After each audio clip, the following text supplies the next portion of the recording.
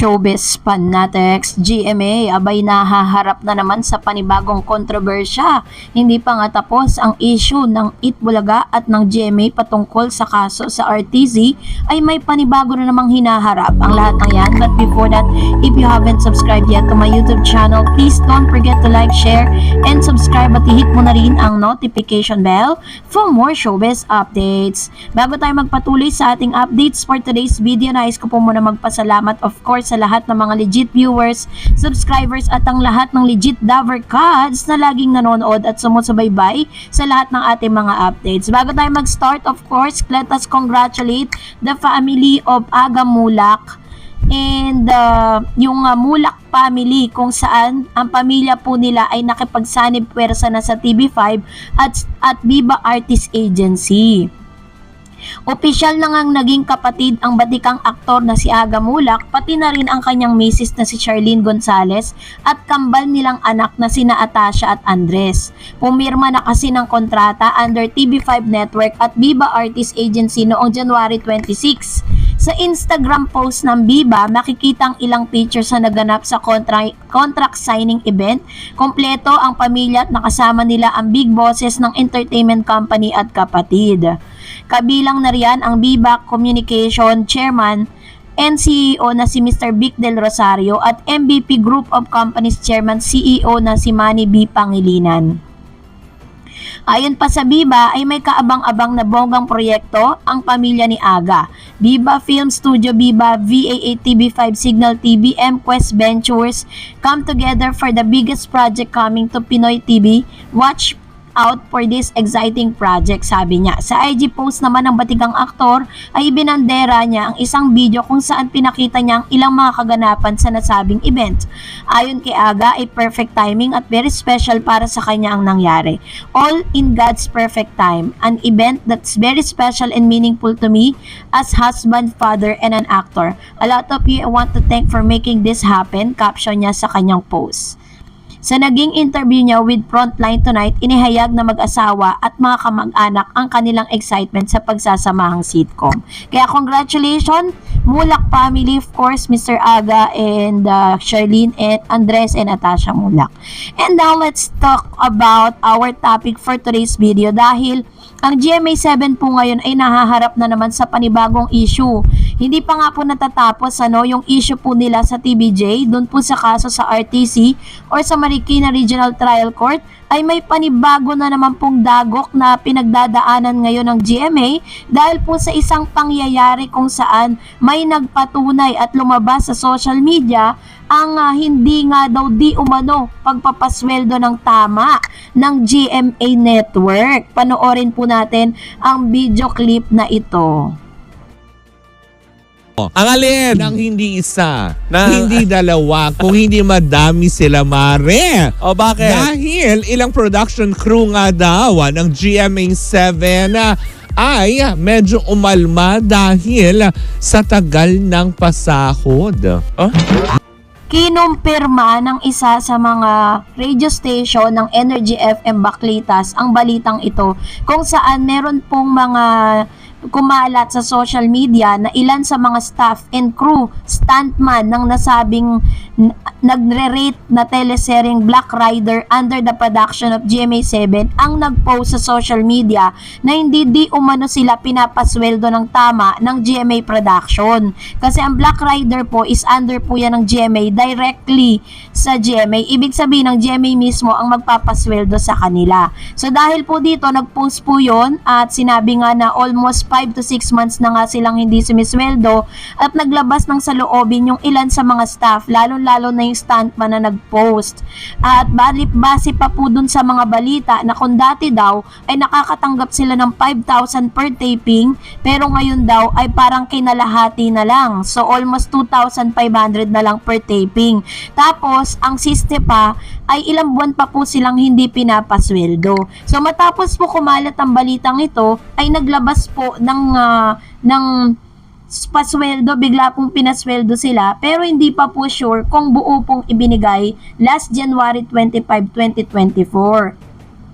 Inalmahan po ito ng ilan sa mga mga staff and crew. Kasi kung hindi pa raw ba nag-post at hindi pa po dumaing ang ilan sa mga staff and crew ng nasabing noon time or nasabing network, ay hindi pa po ito kikilos. Pero hanggang sa ngayon ay hindi pa rin naman po naglalabas ng statement ang GMA patungkol sa bagay na ito kasi maaaring na-overlook or ang pinaka may kasalanan niyan hindi directly sa GMA network but dun mismo sa mga kasama yung pinaka nagpapasweldo or yung pinaka talagang dapat na contact person na siyang dapat magsasabi sa GMA para pasweldohin yung mga kanilang tauhan.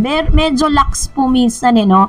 At talagang pinapatotohanan talaga na nangyayari talaga to sa isang network. Kahit gaano kalaki pang isang network, nangyayari po pala talaga ito. Sabi nga po ni Energy FM Baklitas na daig pa raw di umano ng mga construction workers ang sweldo nito kasi kada araw sinisweldoan sila pagkatapos ng work.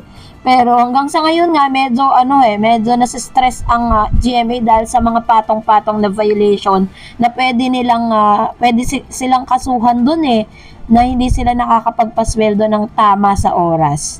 So, antayin natin kung ano ang magiging statement ng GMA patungkol dyan. At dahil dyan, magbasa tayo ng ilan sa mga komento ninyo patungkol sa ating update. Unahin natin si Amid Soong. Para kasing paulit-ulit na lang ang storya ng teleserye ng Channel 7. Dapat palitan na si Dr. Lero at iba pa. Laging ganun ang mga storya, agawan ng asawa, palitan ng anak at paghihiganti. Alam mo, real talk, totoo yan. Parang ganun nga. Parang naiba nga lang ngayon sa Black Rider 'di ba? Parang ewan ko, parang ganun lagi yung tema ng kanilang tapos ang dami pang mga palpak na scene talaga mas pinipili ng maraming Pinoy ang ABS-CBN teleserye. Sabi ni Jean De Gucos, dumating na ang malaking karma ng GMA7 Network. Kapusong walang tibok, buti nga sa kanila walang mataas ang di bumababa.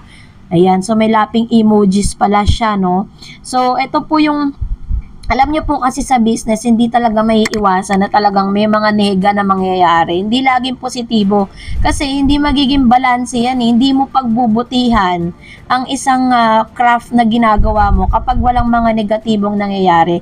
Kailangan lang talaga ng todo-todong improvement para po talagang maganap kung ano po yung gusto nilang mangyari sa kanilang network. Sabi naman ng isang user, kahit na anong show pang isama yang si Paolo Contit is babagsak dahil yang si Paolo ay isang pabigat at maraming taong hindi siya gusto. So good luck na lang sa kukuha dyan kay Paolo. Ayun. So ito na po yung isa sa mga isa sa mga POV ng isa sa mga users po natin at commentator. Sinabi niya na kasi may naglabas din po kasi ng article patungkol dyan na isa raw si Paolo Conti sa mga inaayawan ng advertisers. Kaya kung maaalala ninyo dati, may mga advertisement pa yan, may mga endorsement pa yan si Paolo. Pero matapos nga na parang umiga yung pangalan niya in a negative way na wala lahat yun. Sabi na Erlinda Montemayor, sa totoo lang talagang magagaling ang mga teleserye ng ABS-CBN. Palitan nila kasi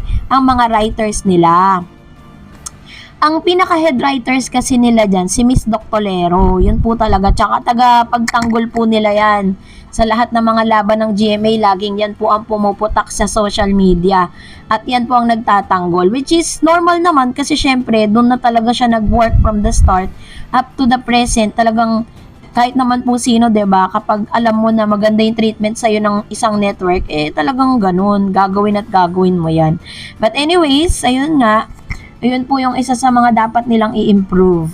And Mr. Sia Olong, sabi niya, para sa akin pwedeng batiin sa ni Kim Chu sa kanyang achievements. Basta wag lang i-mention kung yung nasabing show ay sa kalabang network ipinapalabas. So kalimutan na yung expectation ni Alden na mawala sa network wars. At yung ABS-CBN talent wag sanang kalimutan na sila ay content provider na ngayon. Business is business. Ganon din sigurong sasabihin sa kanila na mag-mention ng show content sa kalabang istasyon kung sakali mang makauwi sila sa ABS-CBN collab with AMBPS LTV. Totoo naman, 'di ba? May katwiran naman po si Xiaolong. Pwede mo naman sigurong batiin nga or parang i-congratulate si Kim for their achievements but never pong i-mention kasi kumbaga parang parang business interest kasi yan eh, 'di ba? Kahit na sabihin mo hindi mo siya pinopromote, pero once na nabanggit mo yan, marami kasing nanonood sa kanila eh. And that's it, big no-no po sa GMA. So, that's it for today. For more videos and updates, please don't forget to like and subscribe. And please don't forget to follow my Facebook page, DarEds TV. God bless everyone!